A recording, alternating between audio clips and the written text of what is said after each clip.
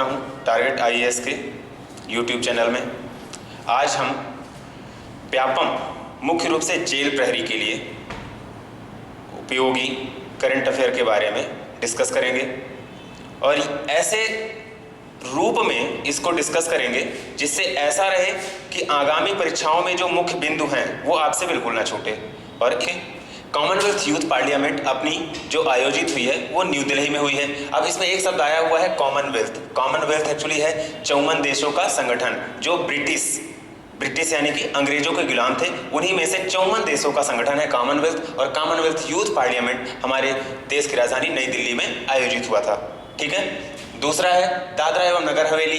ठीक है। इसमें दो राजधानी जो दो केंद्र शासित प्रदेश थे उनको मिक्स कर दिया गया है, यानी उनको मिला के एक केंद्र शासित प्रदेश कर दिया गया है। और ये दो हैं दादरा नगर हवेली प्लस दमन। ठीक है। इनको एक कर दिया गया है, ध्यान रखेंगे। नेशनल करंट अफेयर में बहुत महत्वपूर्ण है। और इनका एक हाई कोर्ट कर दिया गया है, वो भी है बॉम्बे हाई कोर्ट, उच्च न्यायालय। इनका जो है वो बॉम्बे उच्च न्यायालय। ठीक है। इस पे एक आर्टिकल भी लिखा हुआ है 240 फर्स्ट है एक्चुअली ये। इस पे अनुच्छेद 240 के तहत राष्ट्रपति को ऐसी शक्तियां हैं कि वो केंद्र शासित प्रदेशों की सीमाओं और उनके क्षेत्रों में परिवर्तन कर सकता है। ठीक है। उसके बाद अपन आते हैं तीसरी बिंदु पे। इस पे हमने कुछ दिन पहले न्यूज में देखा था कि जो सांभर झील है राजस्थान की, ठीक है, वहां कुछ प्रवासी पक्षी मर रहे थे। क्लियर। तो जो प्रवासी पक्षी मर रहे थे तो इसमें सबसे महत्वपूर्ण बिंदु हो जाता है कि सांभर झील है कहाँ? ये है राजस्थान में। ठीक है। उसके बाद किस बीमारी से जो मर रहे थे, जो प्रवासी पक्षी मर रहे थे वो मर रहे थे एवियन बोटुलिज्म बीमारी से। ठीक है। Avian botulism. क्लियर। सांभर झील इसको याद रखेंगे और जो बीमारी है उसको याद रखेंगे। ठीक है। दूसरा है अपना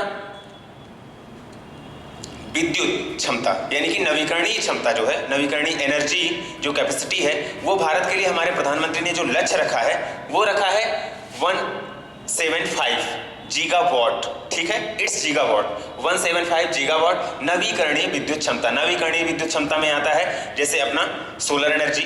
ठीक है। तो ये इसकी क्षमता हमारे यहाँ रखी गई है 175 गीगावाट, वो भी 2022 तक। ठीक है। और वर्तमान में जो इसकी क्षमता है अभी हमारे देश में वो है 22.7 गीगावाट। क्लियर।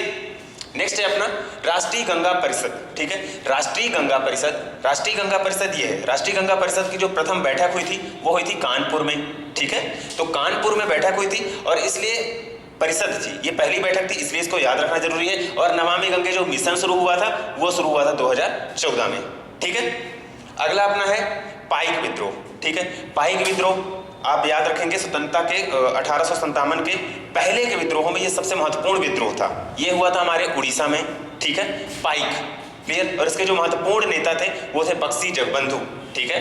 बक्सी जगबंधु इसके प्रमुख नेता थे। ये महत्वपूर्ण इसलिए है क्योंकि इस विद्रोह को 200 वर्ष पूरे हो चुके हैं। ठीक है। ओके। नेक्स्ट है अपना नागरिकता संशोधन अधिनियम 2019। नागरिकता संशोधन अधिनियम महत्वपूर्ण है क्योंकि इस संबंध में बहुत सारे प्रोटेस्ट भी हुए थे। ठीक है। कुछ पार्टिकुलर कम्युनिटी के द्वारा देश के विभिन्न क्षेत्रों में, इसलिए ये जरूरी है। और इसमें ये ध्यान रखेंगे कि ये कितने मतलब किन देशों के नागरिकों को अपने यहाँ प्रवेश देने के लिए बनाया गया था। इसमें स्पेशली 3 हैं। ठीक है। पहला है अफगानिस्तान। ठीक है। दूसरा है अपना पाकिस्तान। ठीक है। और तीसरा है इसमें बांग्लादेश। ठीक है। और इन 3 देशों के 5 समुदायों को भारत में नागरिकता के लिए इसमें नागरिकता संशोधन अधिनियम लाया गया था 2019 का। ठीक है। उसके अलावा है इनर लाइन परमिट। इसको आपने बहुत सुना होगा। इनर लाइन परमिट एक्चुअली है क्या? ये जो पूर्वोत्तर के कुछ राज्य हैं इनमें प्रवेश के लिए, आप यहाँ पे घूमने जा रहे हैं या पे यहाँ किसी विशेष प्रयोजन से जा रहे हैं, लाइक बिजनेस पर्पज या फिर कोई रिसर्च वगैरह के लिए, तो आपको एक परमिट लेनी पड़ती है। ठीक है।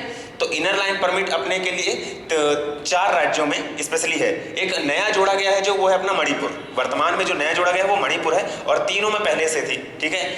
एपी यानी अरुणाचल प्रदेश, मिजोरम, नागालैंड और मणिपुर। ठीक है। इसके बाद है अपना 9th number national broadband mission. ठीक है।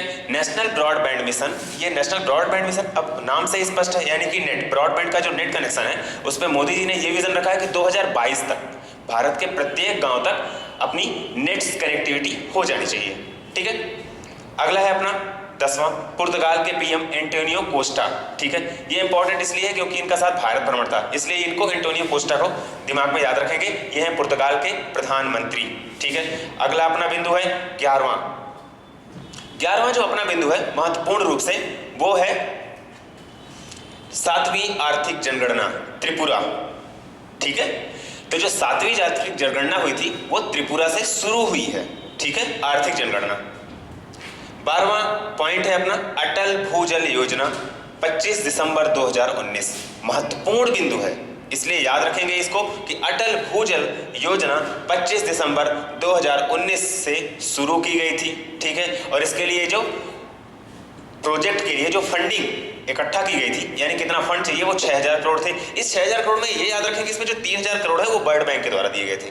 ठीक है, इस 6000 करोड़ में टोटल जो फंड है उसमें 3000 करोड़ इंडियन गवर्नमेंट बियर कर रही है और 3000 करोड़ वर्ल्ड बैंक बियर कर रहा है। ठीक है, उसके बाद अपना आता है भारतीय विज्ञान कांग्रेस।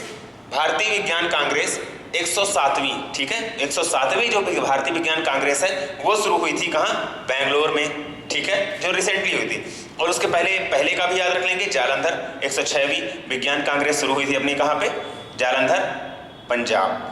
ठीक है, एक बिंदु जो इस कड़ी में मैं दिसंबर 2019 से अपने 2020 जुलाई तक के करंट अफेयर को सीरीज में डिस्कस करूंगा। और पहली सीरीज में हम राष्ट्रीय परिदृश्य के महत्वपूर्ण बिंदुओं को डिस्कस करेंगे। और ये बिंदु जितने भी हैं लगभग इससे संबंधित परीक्षाओं में आए हुए हैं। और मेरा व्यक्तिगत अनुभव और विचार है कि ये जो भी महत्वपूर्ण बिंदु हैं करंट अफेयर के आपको उपयोगी रहेंगे। आप इनको नोट कर लें और 1 से 2 बार वीडियो को देख करके रिवाइज कर सकते हैं, जो स्पेशली आपके आगामी जेल प्रहरी की परीक्षाओं के लिए अति महत्वपूर्ण है। ठीक है, शुरू करते हैं हम। पहला, कॉमनवेल्थ यूथ पार्लियामेंट। ओके, ये छूट रहा है अटल भूजल योजना। आपने देखा होगा कि भाई गांवों में जो गली गली पे पाइप लगाई जा रही है, रास्तों में हर जगह पे सेट की जा रही है, वो अटल भूजल योजना का ही एक भाग है। ठीक है, उसके बाद अपन शुरू कर रहे हैं जो वन स्थिति रिपोर्ट है। कुछ दिन पहले अपनी वन की गणना हुई थी, वन स्थिति रिपोर्ट निकाली गई थी, तो उसमें 2-3 पॉइंट अपन याद रखेंगे। इसमें पहला बिंदु ये याद रखेंगे कि ये अपनी 16वीं वन स्थिति रिपोर्ट थी। ठीक है, 16वीं वन स्थिति रिपोर्ट थी। इसके कुछ पॉइंट्स आपको याद रखने हैं। ठीक है, जो परीक्षा के हिसाब से इंपॉर्टेंट। पहली चीज ये कि इसमें जो वनावरण है वो है 21.67%। ठीक है, फॉरेस्ट कवर। ठीक है, फॉरेस्ट कवर कितना है, 21.67%, यानी कि टोटल क्षेत्रफल का। ठीक है, भारत के टोटल क्षेत्रफल का 21.67% वनावरण है। और जो क्षेत्रफल है, ठीक है, वो एरिया कितना कवर कर रहा है, वो 24.56। ठीक है, 24.56% कुल क्षेत्रफल का। क्लियर। अगला है इसमें सर्वाधिक क्षेत्रफल। ठीक है, अब देखिए जो फॉरेस्ट कवर वाले हैं इसको 2 भागों में अपन ने बांट दिया, मतलब सबसे ज्यादा क्षेत्रफल में जंगल किस राज्य में है और प्रतिशत के रूप में। ठीक है, तो सबसे ज्यादा जो क्षेत्रफल के रूप में है वो है मिजोरम, अरुणाचल प्रदेश। ठीक है,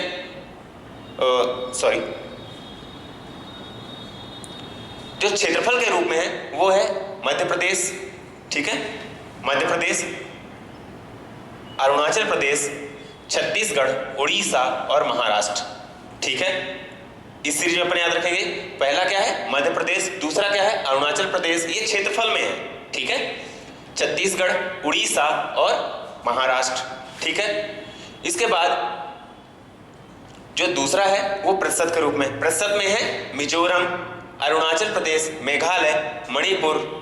ठीक है, तो सबसे ज्यादा जो प्रतिशत में है वो है मिजोरम में और क्षेत्रफल में सबसे ज्यादा जो है एमपी में। इसके लिए बिल्कुल भी कंफ्यूज नहीं होंगे। ठीक है, और इसमें अंतिम बिंदु जो आपको याद रखना है वो है 1987 से।